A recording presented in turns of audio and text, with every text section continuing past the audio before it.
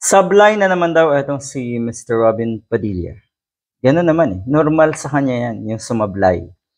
Kasi po ang mga taong hindi naman masyadong pinag-iisipan yung kanilang mga statement, yung kanilang mga ginagawa, sigurado talagang sasablay. Bakit kasi hindi pinag-iisipan? Kasi hindi sila nagtsatsaga. Ako naniniwala na lahat tayo may kaalaman, may dunong. Pero magtyaga tayo, pag-isipang mabuti natin kung ano yung tama at ano ang mali.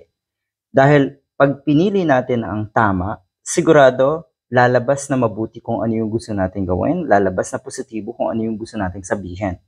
Dahil tama yung pinipili natin. O eto, binabatikos ngayon. Eto si Mr. Robin Padilla nang sa tingin ko ay mga DDS mismo. At baka nga yung ilang kandidato dyan sa PDP laban, baka nga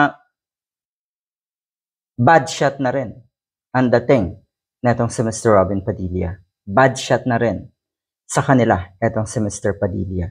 Dahil nga sa ginawa niyang pag-endorso kay Amy Marcos, kay Gringo Nelson, at meron pa atang isa. Anyway, so yun, may group chat daw itong mga ito at kumalas na nga etong si Mr. Robin Padilla matapos nga yung matinding pagbatikos. At hanggang ngayon, nababasa din natin sa social media na talagang binabatikos siya ng mga taga-suporta ni Digong. Kasi nga, una nang sinabi natin si Mr. Robin Padilla na napilayan sila, yung crowd drawer, okay, na si Digong ay wala na daw, wala rin daw silang pera. Kaya ayun, siguro, kung pera ang pag-uusapan nga naman, kung mag-endorso ka ng mga katulad ni na Amy Marcos at ng iba pa, baka sakali. Yun yung bottom line doon eh. Yung pag-endorso mo, siguradong may kapalit yan eh. Alam nga namang mag-endorso ka lang ng ganon-ganon. Oh, ayan. Nilinaw naman natong si Padilla, personal nga daw niyang desisyon yung pag-endorso. Pero para sa akin kung ikaw ay mataas na opisyal ng isang partido halimbawa at mag-endorso ka ng iba, parang hindi talaga, or delikadesa na lang siguro, wala namang pinagbabawal sa ganong sitwasyon. Pero delikadesa. Dahil, bakit ngayon, na taon ngayon na ikaw ay nag-endorso matapos ngang mapilayan kuno kayo, mawala si Digong? Bakit ngayon?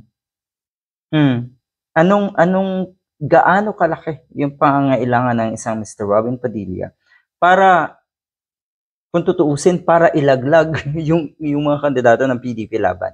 Ganun na rin kasi ang nakikita ng ilang DDS. Inilaglag niya ang mga kandidato ng PDP laban. O sablay na naman. Bakit? Kasi may pansariling interest or pansariling interest lang ang iniisip na isang Mr. Robin Padilla. Kaya madalas ay hindi tama, madalas ay sablay ang kanyang mga desisyon. Nako, good luck.